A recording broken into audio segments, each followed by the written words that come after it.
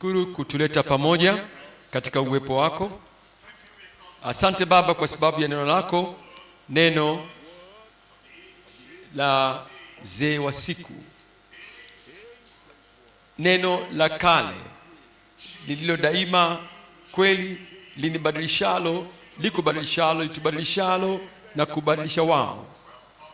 Tumekuja sasa Bwana kwa mioyo iliyo wazi. Neno lako liwe na mguso katika kila moyo. Kile ulichokusudia kwa ajili ya neno lako kutenda, litafanya katika kila maisha kwa jina la Yesu. Daima wa kweli, nibadilishe akikubadilisha. Bwana, hebu na iwe hivyo. Kwa jina la Yesu tumeomba. Mungu akubariki. Unaweza kuketi kama ulikuwa umesimama. Tunaangalia Matendo ya Mitume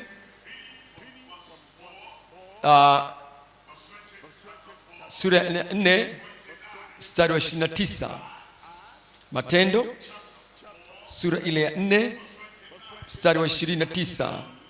Basi sasa Bwana, yaangalie matisho yao, wajalie watumwa wako kunena neno lako kwa ujasiri wote, kwa ujasiri wote.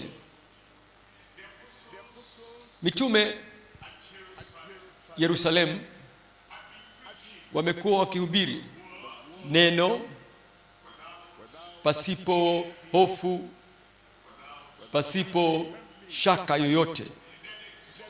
Walikuwa wamemtukuza Yesu Kristo kama Mwokozi, kama mkombozi, na kama yeye pekee aokoaye, yeye pekee atutwae na kututoa katika zile mikatale ya dhambi na kutuleta katika ukombozi, msamaha, wokovu.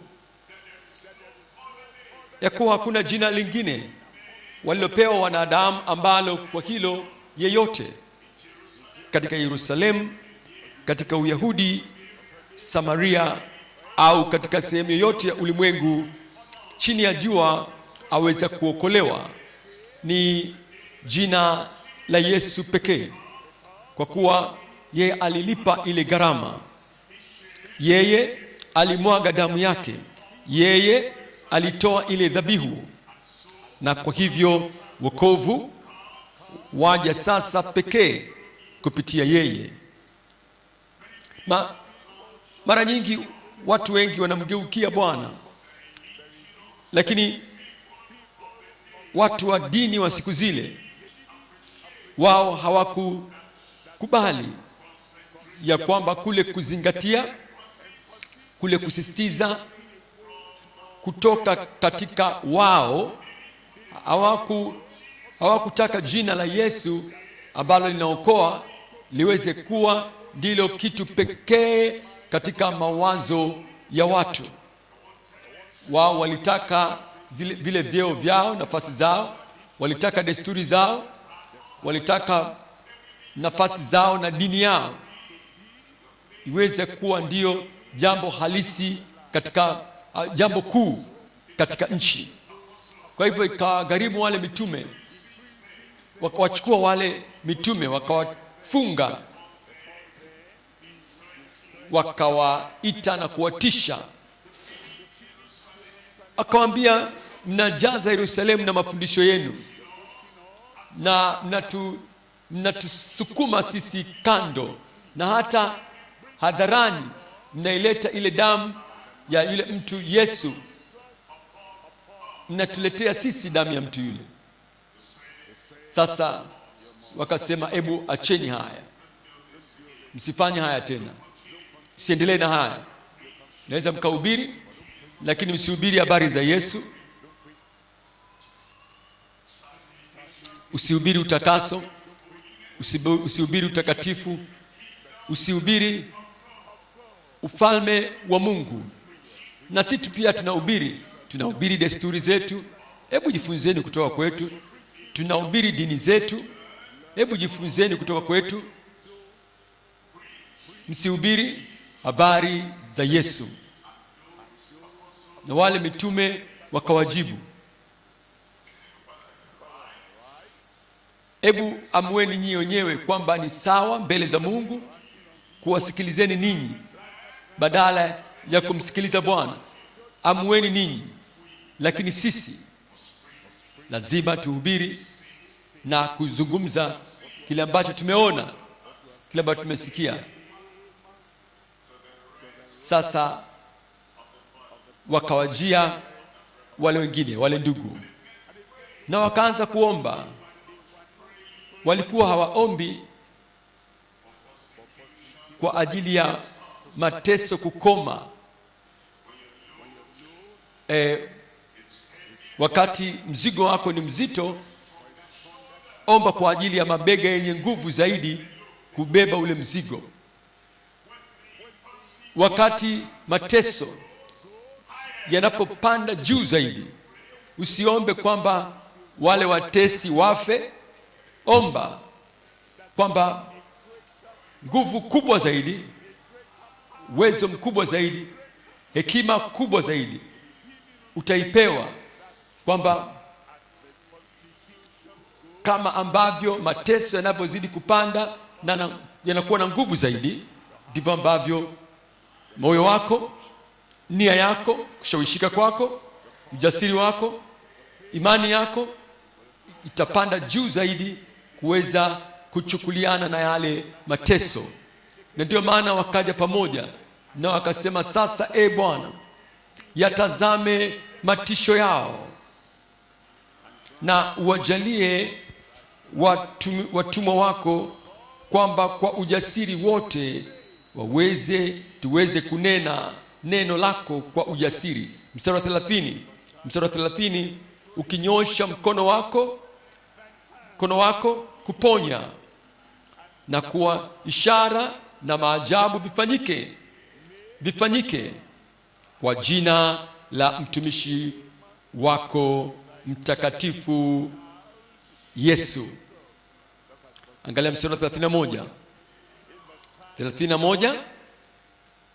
Hata walipokwisha kumwomba Mungu, mahali pale walipokusanyika pakatikiswa.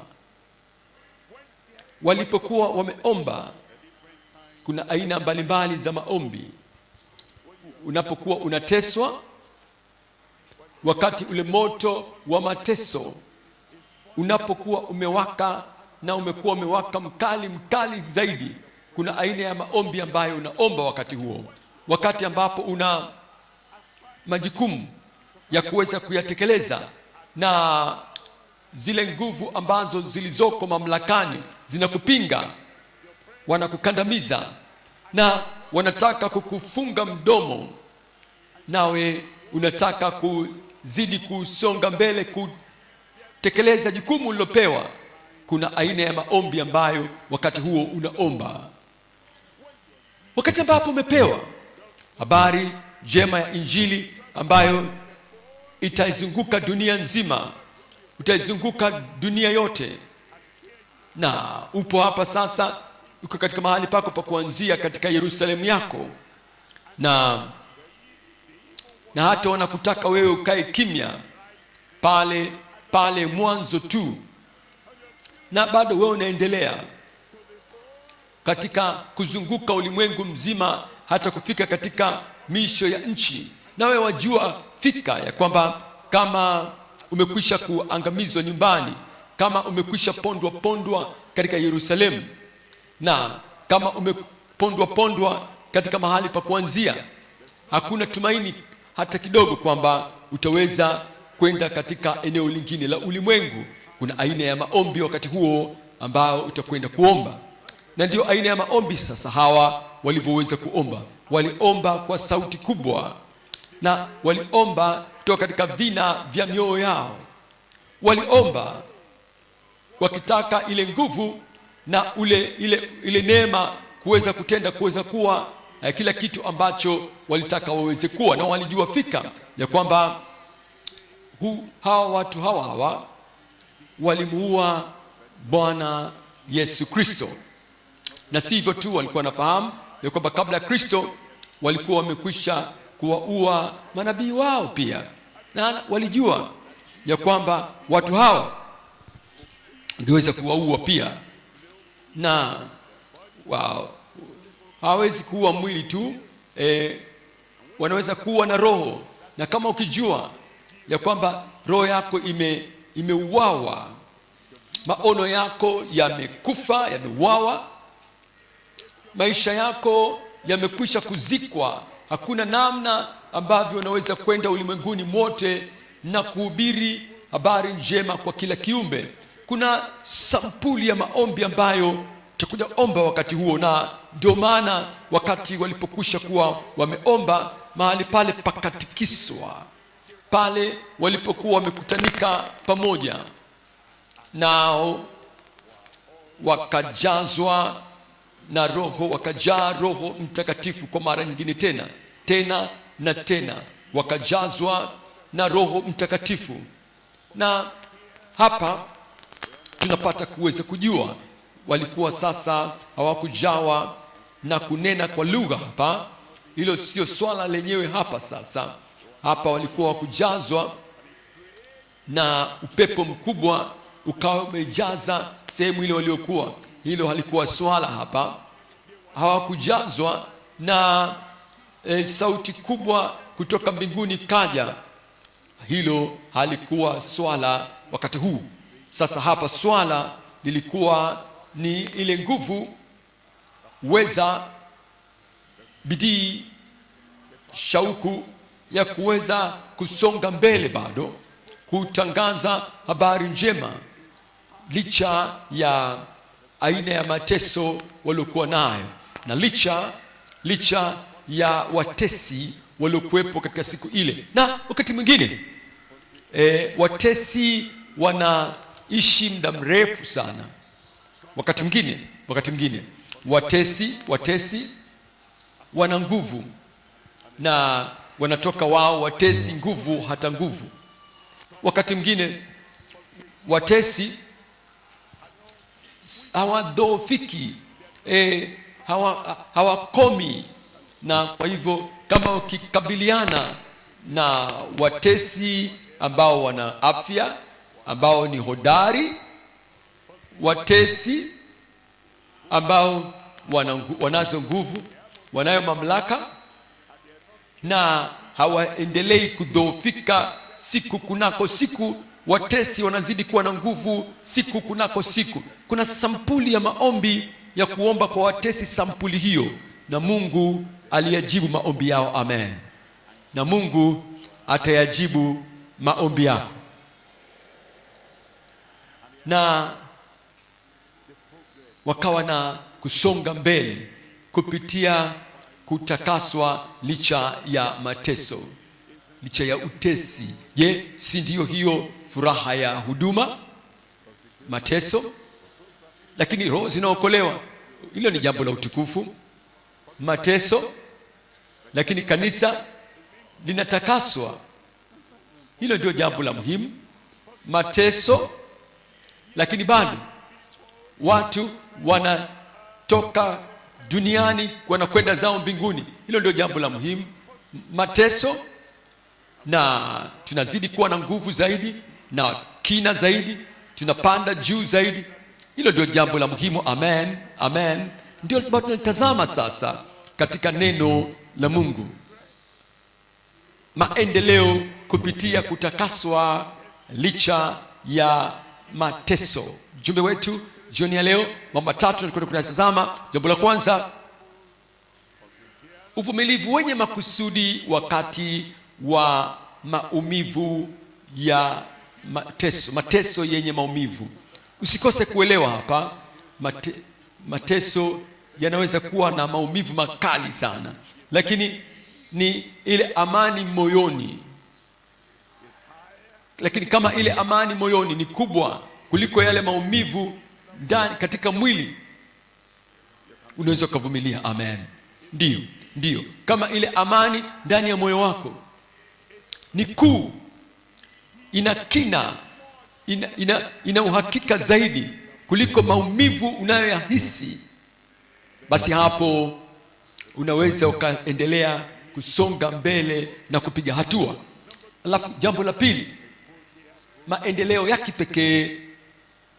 Maendeleo ya kipekee, sio maendeleo tu ya kawaida, pana ya kipekee. Na anasema licha ya kutakaswa maalum, licha ya kutakaswa maalum.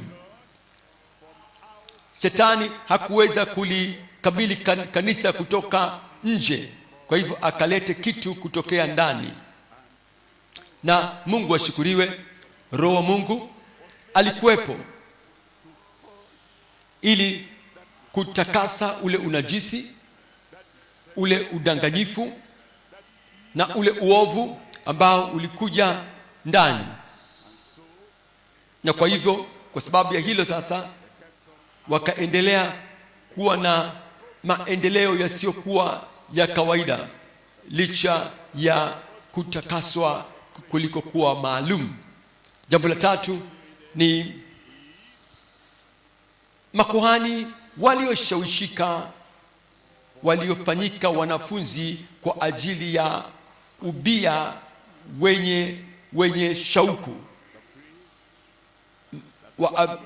Makuhani ambao wamekuwa katika ule utaratibu wa kidini katika nchi ile. Na wakati mitume hawa na wahubiri walipokuwa wakisonga mbele, wakitoka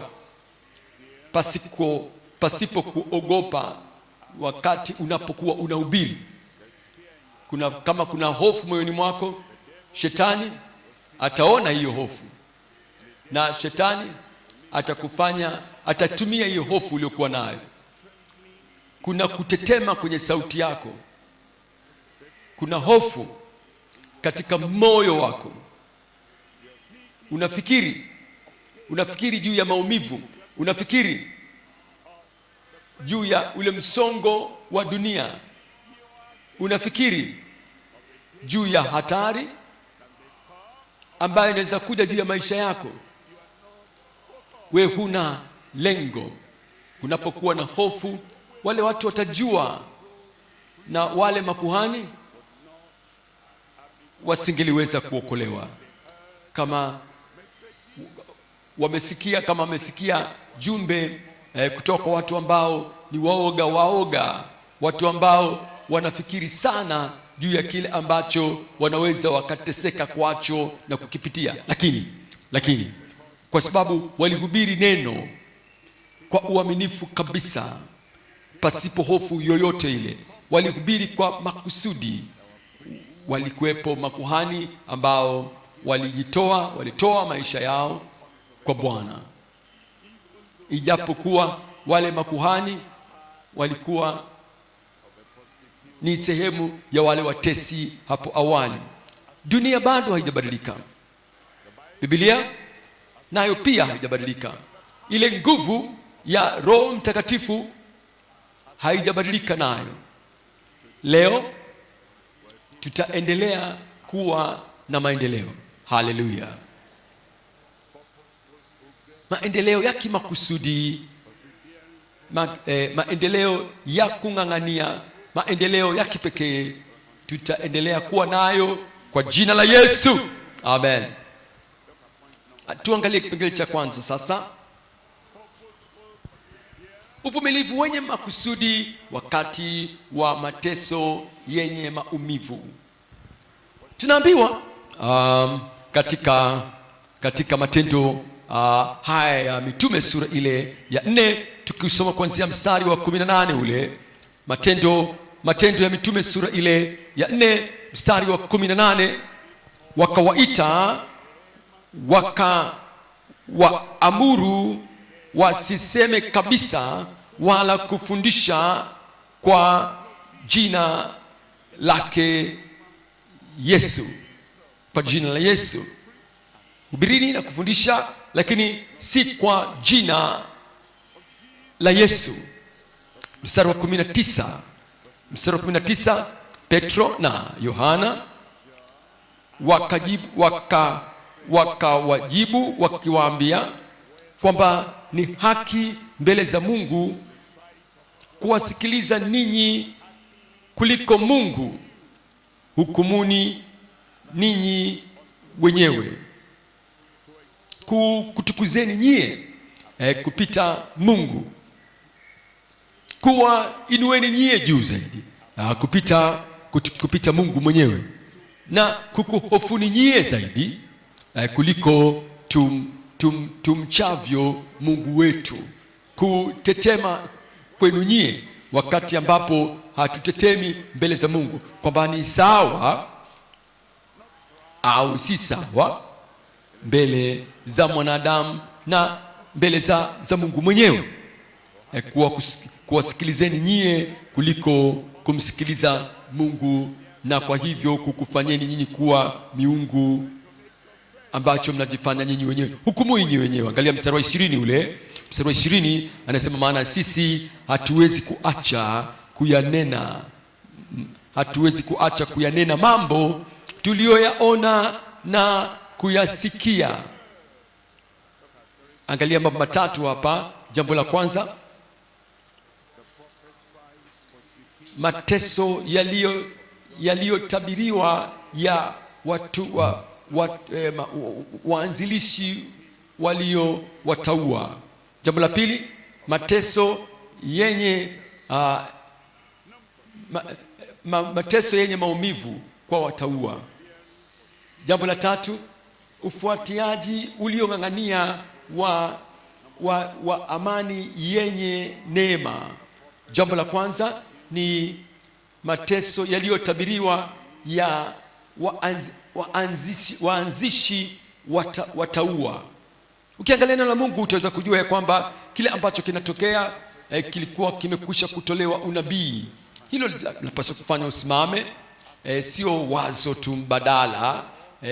Mungu aliyekuita wewe, yule Kristo ambaye amekutuma tayari amekwisha kuzungumza juu ya hayo awali. Alisema itakuja kuwa, na unapoona hayo mateso, basi unapata kuelewa ya kwamba hiki hapa ndicho kile ambacho Bwana alikuwa amekwisha kukitolea unabii. Alikuwa amekitamka kwamba kitaja kuja, na kimekuja. Na kwa hivyo hao waliweza kusimama kwa sababu Kristo alikuwa amekwisha kunena. Mathayo sura ya 5 mstari wa 10 ule. Mathayo 5:10 anasema, heri wenye kuudhiwa kwa ajili ya haki, wenye kuudhiwa kwa ajili ya haki, maana ufalme wa mbinguni ni wao. Ule utabiri, ule unabii ulionyesha kwamba kutakuwa na udhia, kutakuwa na mateso na thawabu kwa watu wale waendelea kusimama, watu wale ambao wanaendelea kuyatenda mapenzi ya Mungu hata pale kunapokuwa kunayo mateso. Na yale mateso ambayo Yesu alisema baadaye yanaweza hata yakaja kutokea washirika wa nyumbani mwako kabisa.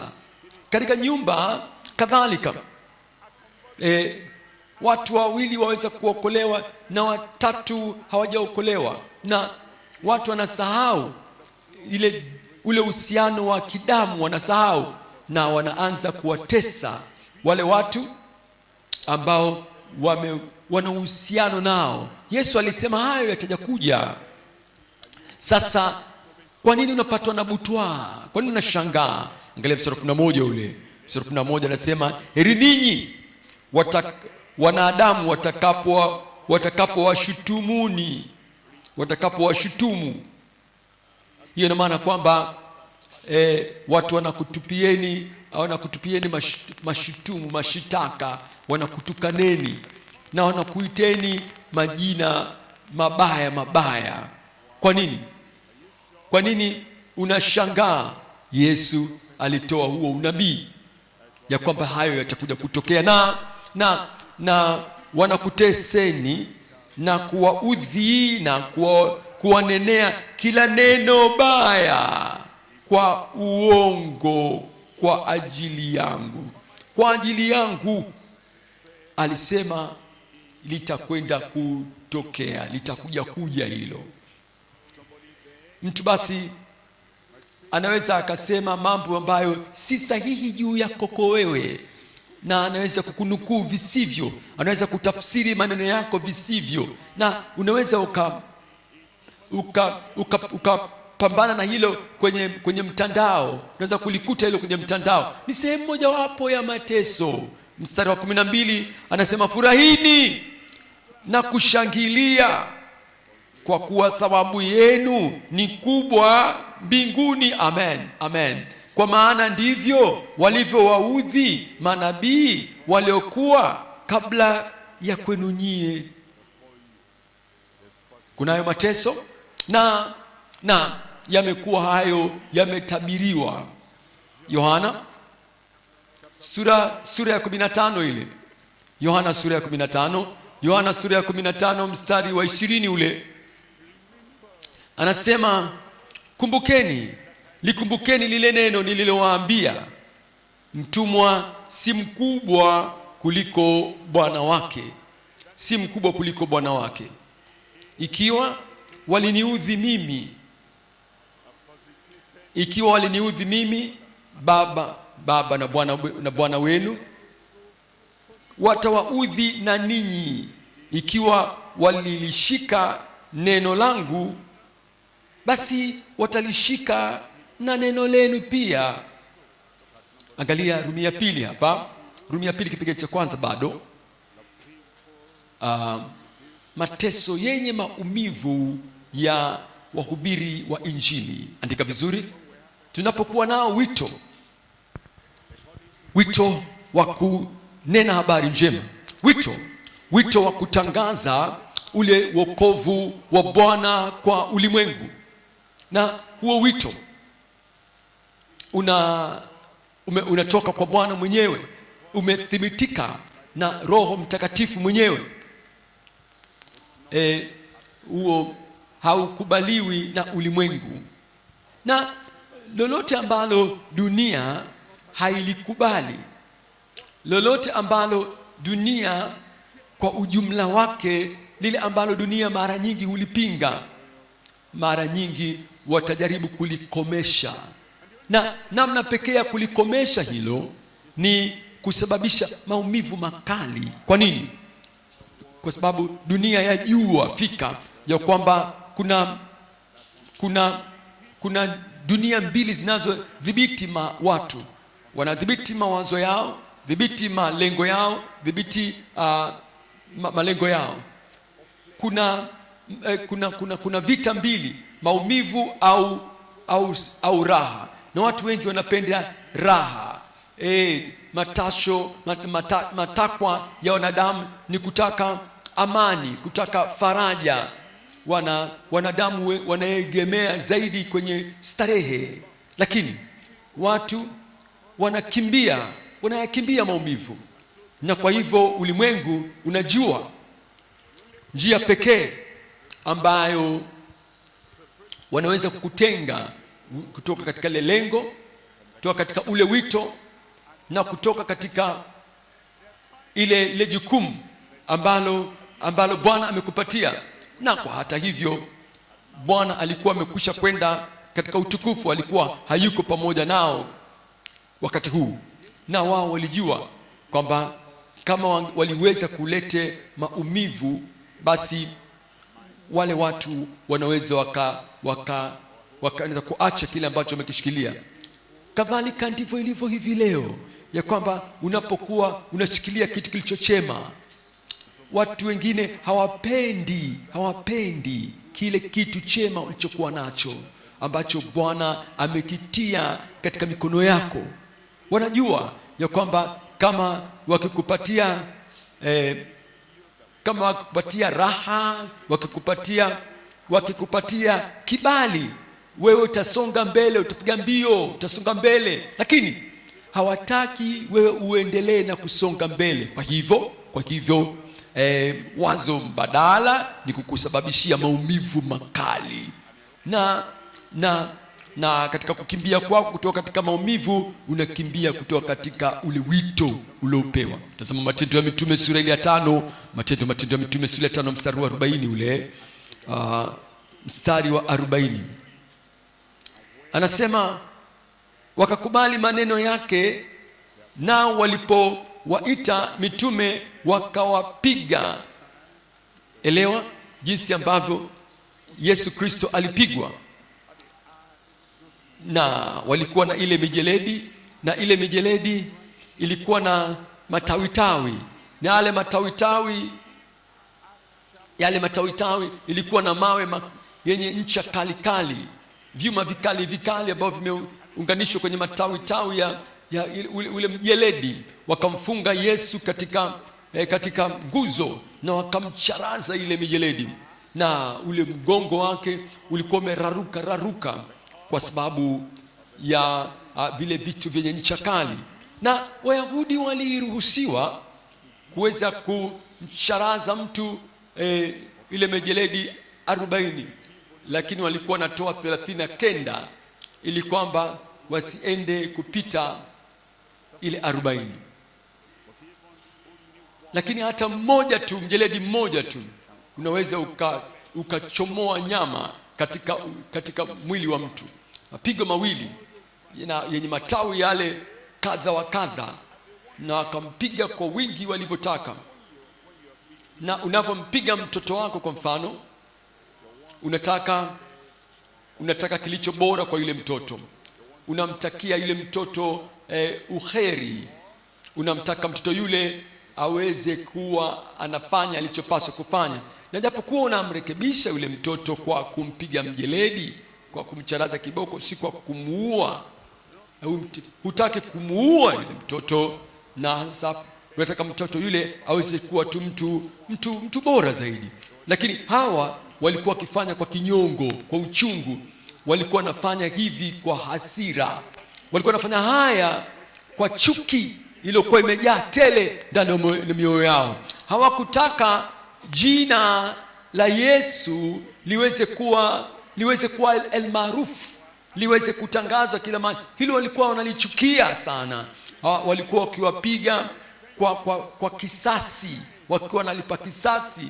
Tulikuambieni nyie kwamba msifanye jambo hili, msieneze habari hizi, na nyinyi mmekosa kututii sie, na mmekuwa vichwa ngumu nyie. Hapana, hawakuwa vichwa ngumu, walikuwa na roho yenye nguvu. Amen.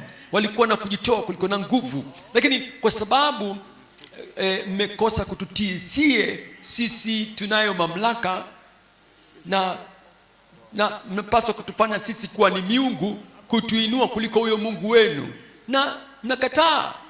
Wakawapiga kwa mijeledi ya chuki na hasira na visasi ambavyo vilikuwa navyo. Ndio aina mapigo. Anasema basi walipoita wale mitume na kuwapiga, wakawaamuru kwamba wasinene kwa jina la Yesu, wasinene kwa jina la Yesu. Kisha wakawaacha waende zao. Nendeni, msifanye hivyo tena, nendeni zenu. Hebu msije mkatufanya tuwakamateni tena nyie alafu mrudi hapa. Mmeona kipigo tulichokuwapatieni nyie sawa sawa. Sasa hivi mkirudi hapa tena mambo yatakuwa makali zaidi. Angalia mstari 41 ule 41. Nao wakatoka katika ile baraza, wakifurahi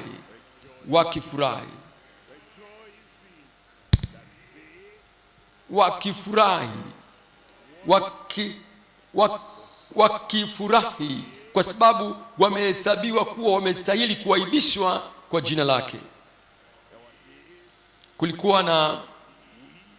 Kuna siku ambazo sisi wahubiri hapa, na mimi nikiwemo, hatukumbuka ule unabii wa mateso kuwa yatakuja.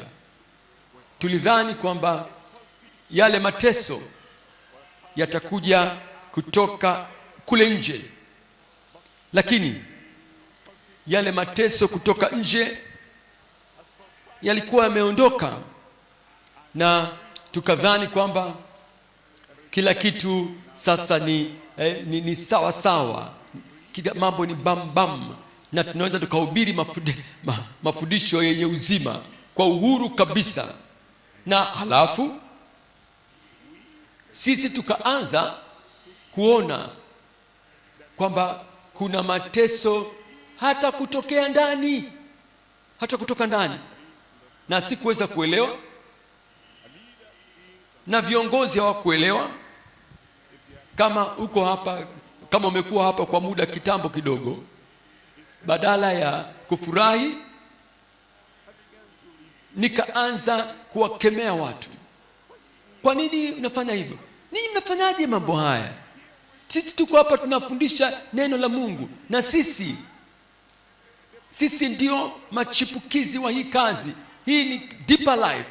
Na mimi na baadhi yetu tukaanza kutoka na kuwakemea, lakini kadri tulivyoendelea kusoma Biblia, sasa tumekuja kugundua ya kwamba imetokea kwa Yesu, hata kutokea ndani. Kulikuwa na Yuda Iskariote ndani yake, kati yao, na Yesu hakumparamia Yesu kwa maneno ya kumtukana, sababu Yesu alijua ule unabii juu ya Yuda, na kwa hivyo akazungumza naye. Hata wengine hawakujua kwamba kwa nini alikuwa anamwambia chochote kile. Sasa tunatambua, tunarejea katika maneno ya Yesu. Ndiyo. Wakati mateso makali yanapokuja, anasema tufurahi, na ndicho ambacho mitume walifanya. Furahini ya kwamba walifurahi kwamba wamestahili kuaibishwa kwa ajili ya jina lake. Angalia mstari 42, na kila siku. Ile ndio jambo zuri pale. Wamepigwa, wameambiwa acheni, msifanye hivyo tena, na kwa wamewacharaza mijeledi. Nao walikuwa nayo nguvu ya kufanya zaidi ya hivyo, na bado kila siku ndani ya hekalu na nyumbani mwao hawakuacha kufundisha na kuhubiri habari njema ya Yesu kwamba ni Kristo. Bwana atujalie neema ile ile. Amen. Nguvu ile ile katika mioyo yetu kwa jina la Yesu. Amen. Hutakoma. Mimi sitaacha. Angalia Rumi 3 kipengele cha kwanza hicho. Kufuatia kwao kuliko ng'ang'ania kwa amani yenye neema. Tunafuatia si kwa taharuki, tunasonga mbele si kwa mtetemo wa moyo. Hapana. Wakati mateso yajapo, mioyo yetu haina ya kwenda mbio. Hapana. Wakati mateso yajapo, shinikizo lako la damu bado liko chini ya udhibiti, kwa sababu unaweza ukawa na kuzimia moyo, kama wale watesi wakipandisha juu yale mateso yao, na ukasahau ya kwamba imekupasa kufurahi. Nguvu zako zi katika ile furaha ya Bwana. Amen. Tunahitaji hiyo ndio itakuwa nguvu ya moyo wako. Kwa hivyo hakuna taharuki, hakuna kuwa na mapigo ya mbio mbio ya moyo wako, hakuna hofu yoyote ile, hakuna kulegea, hakuna kuzimia. Wanasema huyu bwana alikuwa anahubiri, lakini ghafla huyu mtu amezimia, imebidi wambebe. Kama una amani ya moyoni, hakuna mapigo yanayokwenda mbio ya moyo, hakuna taharuki ya ghafla, hofu ya ghafla kwa sababu ya mateso ya mbona yameanza tena. Hakutakuwa na kuzimia moyo, ndio hapatakuwa na kuzimia alafu inabidi kumchukua mhubiri ile na kumpeleka mahali pa kupatia msaada wa kwanza, wamwagie maji na kumpepea mtumishi, na wanamchukua kwenye zahanati kama mambo yakizidi kuwa mabaya zaidi. Hapana. Unavumilia katika ufuatiliaji wako kwa amani yenye neema. Amen. Matendo ya Mitume sura ya 26 ile, hebu tuangalie sura ya 18. Kuyafumbua macho yao ndicho ambacho tunakifanya, ili kuwageuza, wafumbue macho yao na kuwageuza, waiache giza na kuelekea nuru, waziache na nguvu za shetani na kumwelekea Mungu, kisha wapate msamaha wa dhambi zao na urithi miongoni mwao waliotakaswa kwa imani iliyo kwangu mimi. Sura 19. Kwa hiyo Mfalme Agripa, siku ya asi yale maono ya mbinguni, wewe hutapoteza amani yako. Amen. Wewe hutakuwa na msongo wa damu. Sema amen kubwa. Amen.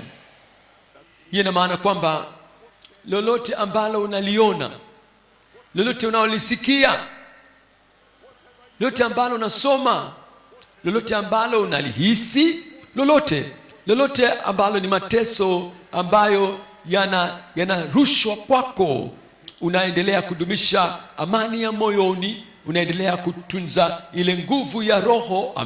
Amen. Unaendelea kutunza ule mlengo wako na unatunza ule wito wako. Amen. Wewe hutakuwa mtu wa kuyaasi yale maono ya mbinguni kwa jina la Yesu. Akitupia katika Matendo ya Mitume Matendo ya Mitume haya sura ile ya 14 mstari wa 21. Matendo ya Mitume sura ile ya 14, hebu tuangalie mstari wa 21. Matendo ya Mitume 14 anasema mahala pale, hata walipokwisha kuihubiri Injili katika mji ule na kupata wanafunzi si wachache, wengi wakarejea tena mpaka Listra na Ikonio na Antiokia. Sura 22 anatuambia wakifanya imara roho za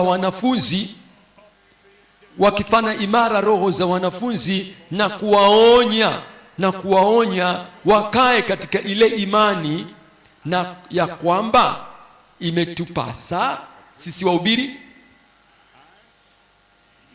na waamini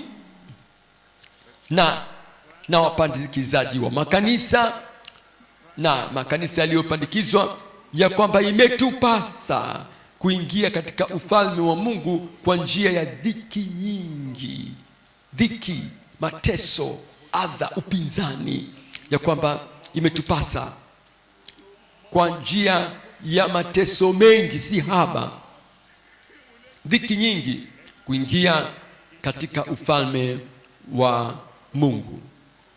Utaingia, mimi nitaingia, lakini hutajali mnuno wa watu dhidi yako. Unachokifuatilia ni ufalme wa Mungu, ni wa juu zaidi.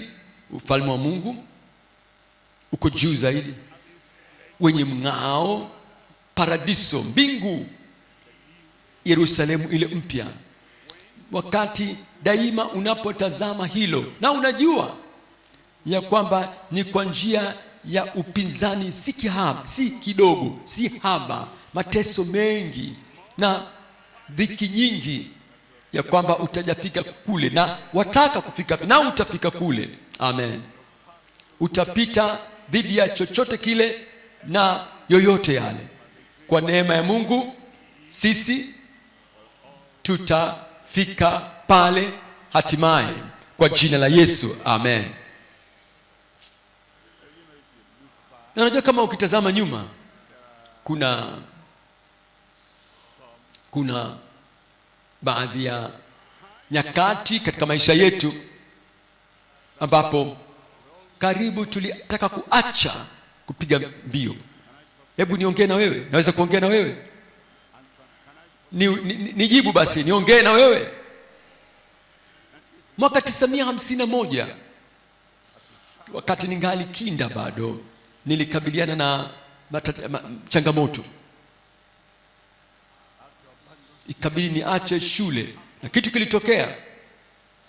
Nikasema kama ni namna hiyo, basi mimi sitaendelea na shule na masomo. Na wakati muhula mpya ulipoanza, ulipoanza muhula mpya, baba yangu akasema nenda shule, rudi shule. Nikasema hapana, mimi siendi tena shuleni. Kile ulichonifanyia mimi, nimeamua siendi shule mimi ngo. 1951 hiyo. Na wajua baba yangu mtu mjeshi anasema uendi unataka kufanya nini? Mimi nikamwambia nataka kulima mimi. Akanipatia panga, akaniambia nenda shambani. Yeye na mimi tulikuwa tunapigania kitu, lakini baba yangu hatimaye akalegeza mwendo na akaniuliza ninachokitaka. Nikamwambia, na yeye akatengeneza ule wigo ulikuwepo katikati yetu, akaubomoa ule wigo. Kwa hivyo nikarudi shuleni. Kwa nini nakuambia hilo? Hiyo ni mwaka 1951. Mwaka 1961 nilitoka shule ya sekondari nikiwa na ufaulu mzuri 61. Huwa nafikiri sana juu ya hili. Mwaka 1954 nilikuwa darasa la 4.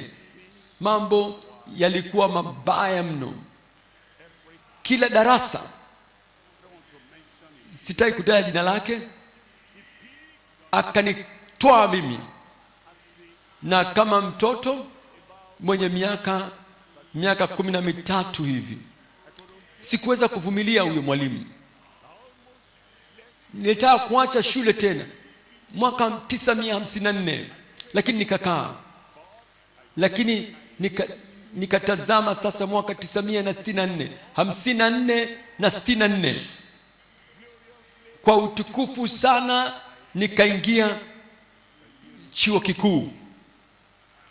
Na ninapotazama hilo sasa, natazama nyakati za usoni sasa.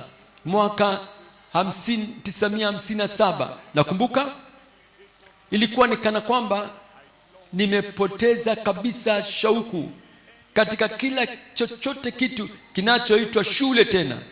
57 ninapotazama nyuma sasa, 57 nilipopoteza tena shauku yoyote ile na shule. Naangalia mwaka 1967. Mwaka 1967 nilifaulu, nikafaulu kwa daraja la kwanza katika mahesabu. Mwanzoni 51, kama sikufahamu kitakachotokea 61. Mwanzoni mwaka 1954 sikujua kwamba kutatokea nini mwaka 64. Mwanzoni 57 sikujua kitakachotokea 1967 na nimetazama maisha yangu, nimeona kwamba ile hatua ya kwanza, miaka 10 baadaye, ile hatua ya pili. Sasa napotazama changamoto za leo, naangalia mateso ya siku za leo, natazama yale maumivu na ule msongo leo. Sasa nimejifunza kwamba tazama hatua ya mwanzo ile, tazama hatua ile ya mwisho. Daima fikiri katika maisha yako, tazama lile jambo la usoni ambalo litakuja kutokea. Hutoshindwa. Amen. Hutaanguka. Amen. Hutakata tamaa. Amen. Hutakata tamaa kwa jina la Yesu. Amen. Amen. Twaja kwenye kipengele cha pili sasa. Maendeleo ya kipekee licha ya utakaso wa kipekee, utakaso maalum. Tunaangalia mambo matatu katika hili. Jambo la kwanza, utakaso wa maalum, kutunza mwili katika kuhifadhiwa. Jambo la pili ni utakaso wa binafsi, kumtunza mwamini safi. Jambo la tatu, angalia usafi wenye makusudi, kumtunza bibi arusi mwenye wa thamani. Jambo la kwanza tunaangalia utakaso, usafi maalum, kuweka mwili kuhifadhiwa, ili kuhifadhi mwili. Matendo ya Mitume sura ya 5 ile, kuna jambo lilikuwa limetokea hapa ya kwamba Anania, mshirika wa kanisa, alitaka heshima ya bure, alitaka heshima isiyo gharama. Kwa hivyo yeye na mke wake wakauza mali yao. Alikuwa si wa kwanza kufanya hivyo, wengine walikuwa wameuza vitu vyao na kuleta kile kiasi cha fedha kwa mitume, na kwa hivyo wakaamua na wao kadhalika kwamba na sisi tutaingia katika kile kitabu cha watu wenye heshima wa kanisa. Wakauza milki yao, na Anania mume akaleta sehemu ya ile gharama. Sio tatizo, kama ndicho mnataka kutoa, hakuna ubaya. Lakini Petro akauliza, je, hii ndio gharama nzima? Hii ndio bei yote? Wakasema ndio. Na watu wengine wanatumia neno ndio bila ya kufikiri. Na Petro akauliza, mbona shetani amekujazeni moyo, amekujaza moyo wako kumwambia uongo Roho Mtakatifu? Kitu kilichokuwa mikononi mwako kilikuwa ni chako, ulikuwa na udhibiti na nguvu yako, umeamua kutoa. Kwa nini umwambie Roho Mtakatifu uongo? Na Roho Mtakatifu akitaka kuutakasa mwili wa Kristo, Anania akaanguka akafa. Wakamtoa kwa ajili ya maziko, na masaa machache baadaye mkewe naye Safira naye akaja, na Petro akauliza, mama, hebu tuambie, wewe unapaswa kuwa mwanana kidogo, wewe ni mwanamke. Je, ni kwa gharama hii imeuza kile kiwanja? Wamesikia juu ya wokovu, wamesikia juu ya kuwa kiumbe kipya, wamesikia juu ya utakaso, kuwa muwazi, lakini wakaenda mwelekeo mwingine. Ndio kwa kiwango hicho. Petro akamwambia, kwa nini shetani amewafanya mpatane ili kumdanganya Mungu? Naye akadondoka akafa. Na tunaambiwa wakati hilo lilipotokea, utakaso, kuusafisha mwili ili kwamba mwili uweze kuhifadhika. Matendo ya Mitume sura ile ya 5 mstari wa 11, hofu nyingi ikawapata kanisa lote na watu wote walioyasikia haya. Lakini je, hilo lilizuia kanisa ukuaji wake? Angalia mstari wa 12. Mstari wa 12, na mikono ya mitume, kwa mikono ya mitume zikafanyika ishara na maajabu mengi katika watu, nao wote walikuwako kwa nia moja katika ukumbi wa Sulemani. Ule uamsho ukaendelea. Amen. Uamsho utaendelea. Angalia Rumi ya pili ni usafi wa binafsi, kumweka mwamini safi. Usafi wa binafsi kwa kumweka mwamini safi. Tunaweza kujitia nidhamu sisi wenyewe, hatungojei mpaka kanisa litutie nidhamu. Tunaweza kujitakasa wenyewe, tunaweza kujipeleleza wenyewe maisha yetu na kusema hiki si jambo, si chema, hili si sawa. Kama kila mmoja angelikuwa kama namna hii, je, hivi kanisa lingesonga mbele? Na kwa namna hiyo wewe binafsi unajisafisha, tunajisafisha wenyewe. Wakorintho wa pili sura ya 7 mstari wa 1 anasema, mkiwa na ahadi hizi, basi wapenzi wangu, kwa kuwa mna ahadi hizo, na tujitakase nafsi zetu na uchafu wote wa mwili na roho, huku tukitimiza utakatifu katika kumcha Mungu. Timotheo wa pili sura ile ya 2 hali kadhalika, tukisoma kuanzia mstari wa 21. Timotheo wa pili sura ya 2 mstari wa 21 anatuambia hivi mahala pale, anasema, basi ikiwa mtu amejitakasa, usingojee watu wengine wakufanzie.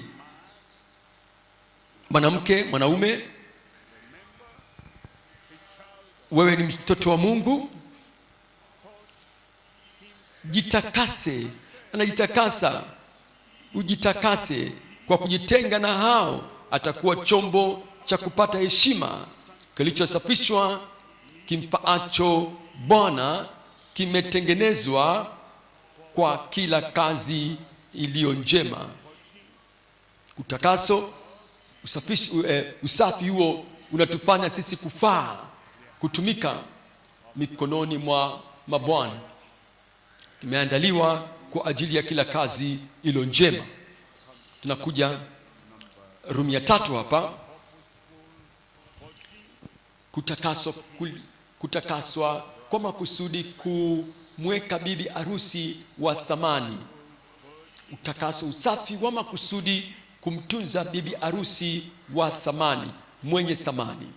Sisi ndio bibi arusi wa Kristo, na Kristo ajapo kama bwana harusi, yeye atakuja kwa ajili ya kanisa ambalo limesafishwa, limetakaswa, lililo takatifu, la haki, bibi harusi ambaye ni wa haki, safi. Ufunuo 19:7 Ufunuo, hebu na tufurahi na kumshukuru. Anasema na tufurahi, tushangilie, tukampe utukufu wake, kwa kuwa harusi ya mwana kondoo imekuja, na mkewe amejiweka tayari. Je, waweza kusema uko tayari kwa ajili ya yale makao ya juu mbinguni, pamoja na huo unajisi, pamoja na mazungumzo ya kizembe hayo, na ile aina ya uchafu ambao ni wa kisiri, ukiwa na ule unajisi, uchafu na aina ya sampuli ambayo ya maisha yanaonekana kama ni ya watu wa kidunia. Je, usehemu ya bibi harusi wa Kristo? Je, umetakaswa? Je, umesafishwa? Je, umeandaliwa? Umejiandaa kwa ajili ya kuja kwake bwana harusi? Mkewe amejifanza kuwa tayari. Pasa kufanya wewe mwenyewe. Mhubiri anaweza akahubiri, na ni kile ambacho unakifanyia kazi kutoka katika mahubiri ndicho ambacho kinakufanya wewe utakaswe. Mhubiri au mchungaji anaweza hata kwa hadharani kabisa akakurekebisha, lakini hilo halikutakasi. Ni kile ambacho unafanya na yale marekebisho ambapo unafanya wewe mwenyewe kwa binafsi, na ndivyo haya maandalizi ya kujiandaa kwa ajili ya kuja kwake Bwana. Karipio tu la waziwazi la mchungaji sio lenye kukutakasa. Mkeo anaweza kukuita katika wakati ambao ni wa hatari sana, pale ambapo ana huzuni, amesikitika kwenye ule wito. Anaangalia maisha yako. Mkeo huyo anaangalia kinachoitwa uhuru uliokuwa nao na wanawake na wajakazi hapo nyumbani, uhuru uliokuwa nao na hao vijana hapo kanisani, na amekuwa akiangalia, amekuwa anasikitika sana na uhuru uliokuwa nao. Hajaweza kuwa na ule ujasiri, alikuwa akiogopa pangine yale maumivu ambayo ya ule mwitikio wa mume.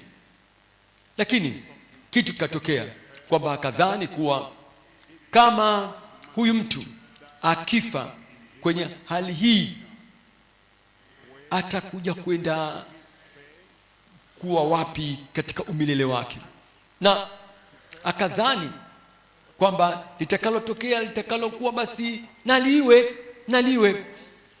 Akakuita na kuambia, mume wangu kwa huzuni sana, kwa aibu, kwa maumivu makali. Hakusema kwa taharuki, lakini alikuwa nayo taharuki. Inabidi nizungumze na wewe juu ya nini? Kitu gani? Unataka kuongea nini wewe? Mimi nataka kulala sasa. Hebu nisikie vizuri wakati huu tafadhali. Hebu ongea. Naona ya kwamba ukaribu wako na watoto wa kike na wadada na wasichana, naona kidogo inanitia shaka, napata shaka kidogo. Sawa, amejieleza mwenyewe, na hilo halikutakasi japo kasema hivyo. Ni kile ambacho wewe unafanya na ule ufunuo wake, kile unachokifanya na ile kauli aliyotoa, hilo ndilo ambalo litafanya ule utakaso. Kila mtu anajaribu kukusaidia, wahubiri wanajaribu, mkeo naye amejaribu, na mumeo naye anajaribu, kila mtu ili kukusaidia uweze kukaa tayari. Ni kile ambacho we unafanya na kile ambacho tunakuambia sote kwamba ndicho kitakachoweza kukutakasa, unachokifanyia kazi, na unafanya hivyo kwa ajili nafsi yako kwa wewe mwenyewe. Mkewe amejifanza yeye mwenyewe kuwa tayari. Angalia mstari wa 8 ule. Naye amepewa kuvikwa kitani nzuri ing'arayo, kitani nzuri ing'arayo safi, kwa maana kitani nzuri hiyo ni matendo ya haki ya watakatifu. Twaja kwenye kipengele cha 3 sasa. Kipengele cha 3, makuhani walioshawishika wafanyikao wanafunzi kwa ajili ya ubia wenye shauku. Angalia Matendo ya Mitume sura ile ya 6 mstari wa 7 ule. Matendo ya Mitume sura ya 6, samahani, sura ya 8 ile 8:7, Matendo ya Mitume. Na neno la Mungu likaenea. Naomba ya kwamba neno la Mungu litaenea. Amen. Mungu ashukuriwe kwa ajili ya chama cha Biblia cha Nigeria na vyama vya kibibilia vya kila nchi na vyama vya kibibilia ulimwenguni. Biblia zaidi sasa zinachapishwa, na Biblia ndicho kitabu kinachouzika zaidi kuliko vitabu vyote ulimwenguni. Amen. Kuna watu wengine wanazo Biblia 3 wao wenyewe, na wengine wana 7 Biblia, wengine hata wana zaidi. Wana Biblia ya kawaida, wana Biblia yenye itifaki, wenye Biblia wenye nukuu mbalimbali. Biblia kila mahala. Na neno la Mungu likaenea. Sio aina hiyo ya kuenea. Kulikuwa hakuna kuchapisha wakati ule. Neno la Mungu lile la Mungu lilokuwa kwa wale mitume 12 likihamishwa kwa wale 120. Neno la Mungu likaenea, likapelekwa kwa wale 3,000, wakaendelea kwa uthabiti katika mafundisho ya mitume. Neno la Mungu likaongezeka, likaendelea kwa wale 5,000, neno likaongezeka, likaendelea kwa wale makutano wengi, neno likaongezeka, na sasa likaendelea kutoka kwa watu wa kawaida kwenda kwa wale makuhani. Neno likazidi, na idadi ya wanafunzi ikazidi kuongezeka katika Yerusalemu, na idadi kubwa, sio wachache, idadi kubwa ya makuhani wakaitii ile imani. Imani huja kwa kusikia, na kwa kusikia neno la Mungu. Walikuwa nalo neno, limepenya katika moyo na maisha yao. Ile neno la Mungu likaenea, na idadi kubwa wakaweza kuwa wakaitii ile imani. Angalia mambo matatu hapa. Jambo la kwanza,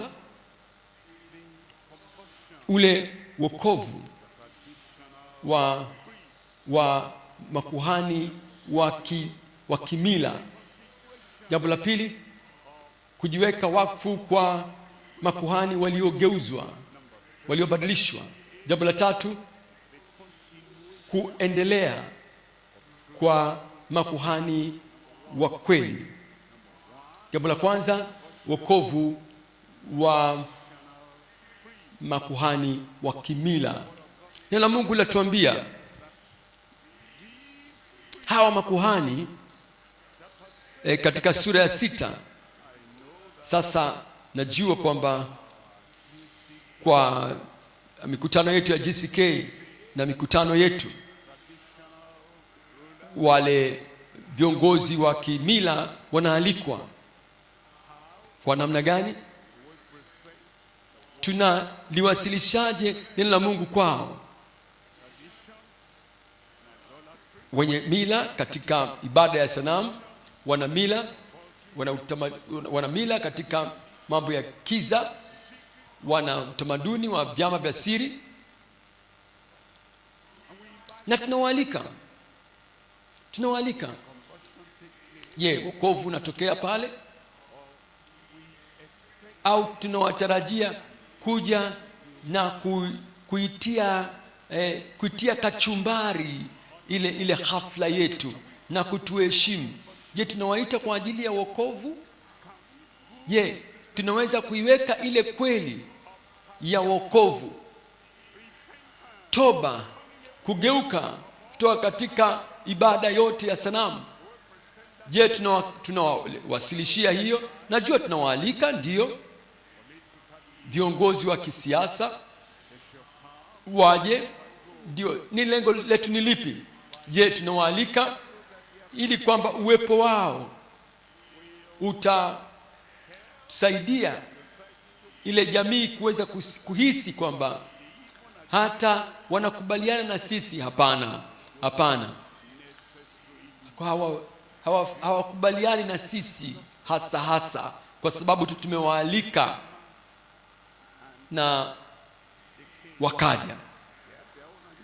Na wao pia wana agenda zao, na wao pia wana upinzani wao pia. Inapokuja wanataka kukubaliwa na kanisa kama walivyo wao, na hawakubali wengi hawakubali lile neno la toba. Kwa hivyo hebu tupate kuelewa, kama watu wa kimila wanakuja, kama watu wa kisiasa, viongozi wa kisiasa wanakuja, lengo letu, nia yetu ni kuhubiri neno la toba, na kama vile ambavyo injili ile ambayo inakuja kwa mtu mwingine yeyote yule, inakuja ile injili inakuja kwao pia, na kunao wokovu kwao.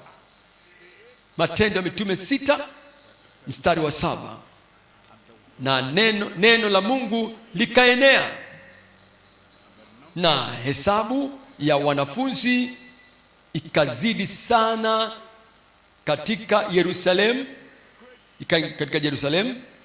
Jamii kubwa ya makuhani wakaitii ile imani. Hiyo ndio sababu ya kualika au kumwalika yeyote katika mikutano yetu, kwamba wataweza kusikia, na maneno anayoyasikia yatawaongoza katika toba. Amen. Jambo la pili ni kule kujiweka wakfu kwa makuhani waliogeuzwa, kule kujiweka wakfu kwa makuhani waliogeuzwa. Warumi sura ya 12:1. Rumi, basi ndugu zangu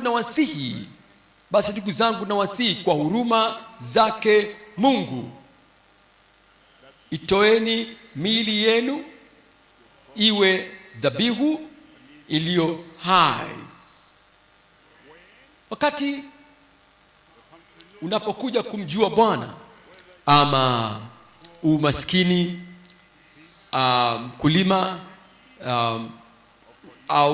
au kuhani au mtu wa kisiasa, mwili wako ambao unautoa kwa ajili ya alama za kimila, kwa ajili ya maagano ya kishetani, kwa ajili ya mambo ambayo umeuza mwili wako kwayo, na ule mwili sasa umekuwa mzee na umemilikiwa na mapepo wabaya, na kama sasa umezaliwa mara ya pili, na utakataa, utapinga, utaacha yale maagano yote ambayo ulikuwa umeingia kwayo, unayabadilisha, unageuka kutoka katika maagano hayo yote. Kama una maguo yoyote, majoho au vitu, una vitabu vyao vya maagano ya kishetani, unayachoma moto. Ya zile pete, zile aina ya shanga, kila kitu na tupilia mbali, ili kwamba mwili wako sio kwa ajili ya mambo tena ya kiibada ya sanamu tena, ili mtoe miili yenu iwe dhabihu iliyo hai, takatifu. Kama umezaliwa mara ya pili, umezaliwa kweli mara ya pili, mwili wako umeutoa kwa yule rafiki wa kike wa kale au rafiki wa kiume wa kale. Mwili wako umeutoa kwa yule msagaji mwenzako. Mwili wako ambao umeutoa kwa watu ambao wamekunajisi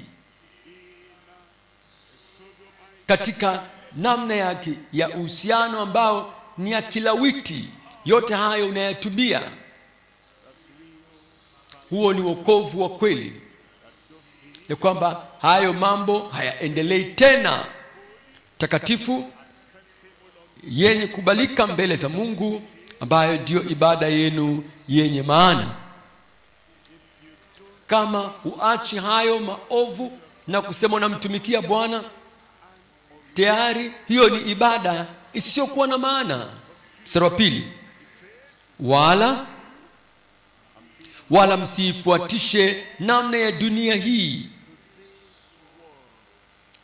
bali mgeuzwe kwa kufanywa upya nia zenu, mpate kujua hakika mapenzi ya Mungu yaliyo mema na kumpendeza na ukamilifu. Tunaangalia Rumi ya 3 hapa sasa. Rumi ya 3 kipengele cha 3, kule kuendelea kwa makuhani wa ukweli, kuendelea kwa wale makuhani wa ukweli. Wale makuhani wakaja wakaamini na walitubu. Watu hawa waligeuka toka katika zile desturi za mambo ya giza, namna yote ya uchafu ya jamii, na sasa wakakaa, wakabaki na yale, na wale wanafunzi na wale mitume wakijifunza na wakiishi kwa kile ambacho wamejifunza. Lile neno kuendelea ndicho ambacho Bwana anatutaka tuweze kulikumbuka, ya kwamba kile ambacho tumelisikia mahali hapa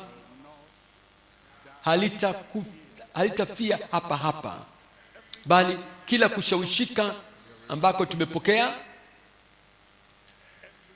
kila aina ya utambuzi ambao umeupata katika neno la Mungu, sasa hilo lolipata litaendelea. Amen, litaendelea. Nimeamua kumfuata Yesu. Sitarudi. Rafiki zako, watu ambao mlikuwa mnafanya kazi pamoja, wanaweza wao wasichukue ile njia ile au uamuzi ule uliofanya, lakini mimi nimeamua kumfuata Yesu. Sitarudi. Nilipotoa moyo wangu na maisha yangu kwa Yesu, ile tarehe 5 ya mwezi wa 4 mwaka 1964, palikuweko naye rafiki ambaye tulikuwa tu marafiki kabla ya wakati ule. Tulikuwa tunakwenda kwenye kanisa ile la kidini tu, tunabeba mishumaa yetu, tunachoma mishumaa, tunavaa mavazi meupe yale, na tunachoma uvumba. Mimi na yeye hatukuwa na ufahamu wowote ule wa toba, kufanywa upya, na wala urejesho na ukombozi. Kwa tuna habari naye. Tukaenda pamoja wakati wa mvua, wakati wa jua, lakini tunakwenda na tukapitia hata barabara za hatari sana usiku ili kufika tu kwenye hiyo kanisa na kupiga migoma ile na kufanya hayo yote ambayo wengine wanafanya. Lakini nikaanza kusikia injili mwaka 1963, alafu mwaka 1964 nikatoa moyo wangu kwa hilo, nikaacha hapo mahali pa ibada tu ya kimila ya kidesturi, sababu alikuongeza kitu yoyote katika maisha yangu. Rafiki yangu hakufurahi kabisa. Rafiki yangu, tulikuwa tunafundisha shule ile ile, na asubuhi kama huyo bwana, nakumbuka jina lake, alipokuwa anakuja ambia, bwana mkubwa habari, atanitazama, atakuwa kimya, hana jawabu lolote, hana jibu. Sikujali, mimi ndiye nilikuwa nimeokoka, yeye alikuwa bado hajaokoka. Na ndicho ambacho watu wasiookoka wanafanya, na watu waliookoka nao, na sisi tuna aina yetu ya maisha. Siku iliyofuata kama nikimuona tena, namwambia kwa hamasa kubwa, habari asubuhi bwana. Ananitazama kana kwamba nimekuja kutoka nimetoka mahali pachafu sana. Hajibu. Tukaendelea nikaendelea kumsalimia, hakuna jibu. Siku moja, kwa sababu sikukata tamaa. Utakata tamaa? Sikukata tamaa. Je, utakata tamaa? Nikamwambia, bwana mkubwa habari asubuhi. Natazama, nasema habari asubuhi. Bado haikuwa nzuri kama nilivyotaka, lakini Mungu ashukuriwe kwamba badiliko lilikuwa linakuja. Nikaendelea, na siku moja kama si Ijumaa, Jumamosi nikamuona. Hakuweza kunipiga chenga, nilikuwepo naye yupo pale. Akasema, na kukaribisha kwenye kanisa hili jipya ambalo mimi nimekuja kulifahamu. Hii Jumapili nakukaribisha, utakwenda pamoja nami? Sikusema je utakwenda na mimi, anaweza kusema hapana. Nikasema utakwenda na mimi, nikatoa tamko. Akasema sawa. Sawa, yote sawa.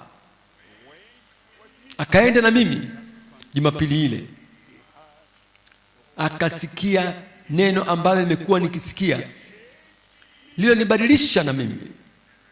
Bwana apewe sifa. Unataka nikwambie mwendelezo wa kisa hicho? Kama nikisema Bwana asifiwe, sema.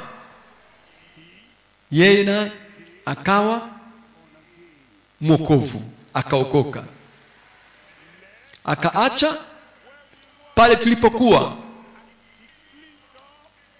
akasafisha maisha yake, akaanza kujifunza kutoka kwangu. Nilikuwa si mhubiri bado, nilikuwa mwongofu mchanga tu, lakini kidogo nilichokuwa najua nikaanza na mimi kummegea, akatakaswa, na halafu baadaye akajazwa na kubatizwa na Roho Mtakatifu. Amen. Na ameendelea, mimi nimeendelea, na ishi siku moja baada ya nyingine, bila ya kuruhusu chochote kile unachokihisi, chochote kile ambacho unakiona, chochote ambacho unakipitia, usiruhusu hicho kukurudisha nyuma. Tutaendelea wote kwa jina la Yesu. Yohana sura ya 8 mstari wa 30. Alipokuwa akinena Yesu maneno haya, wengi wakamwamini. Wengi, naye alipokuwa akisema hayo, wengi walimwamini. 31. Yesu akawaambia wale Wayahudi waliomwamini, ninyi mkikaa katika neno langu, mimi nitakaa. Ninyi mkikaa katika neno langu, mmekuwa wanafunzi wangu kweli kweli. Kuendelea kukaa. Yesu anasema endelea. 32, tena mtaifahamu kweli. Tayari walikuwa wamefahamu kweli ya wokovu, walishaamini. Na sasa wakaendelea, wataifahamu kweli ya utakatifu, kweli ya utakaso, usafi wa moyo, wa ile nguvu, kweli ya ile nguvu na uwezo wa Roho Mtakatifu. Walikuwa wameamini. Na sasa Yesu akawaambia wale walioamini ile aina ya kweli yenye mipaka waliokuwa nayo ya wokovu, kama mtakaa katika ile kweli itawaweka huru. Ile kweli itawaweka huru. Amen. Nilimjua Bwana, niliokoka, na hakuna mtu aliyesema nami juu ya matokeo yake ya yale niliyoyafanya nilipokuwa katika kanisa lile la mavazi meupe, yale tuliyokula hasa kutoka kwa wale manabii, na yale maji tuliyokunywa na hasa kutoka kwa wale manabii, na yale mambo waliofanya na mambo waliovaa. Kanisa nilokuwa na kwenda, hapakuwa na ufuatiliaji hasa na kusema kifungo hiki kifungo kile mmefutwa, mmeangamizwa, mmeondolewa. Lakini nilipokuwa naendelea, sasa nimezaliwa mara ya pili, ule msingi umekwisha kuwekwa. Sasa kuendelea nikatakaswa, kuendelea hatimaye nikabatizwa katika Roho Mtakatifu, na kuendelea vile vifungo vya zile ibada za kimila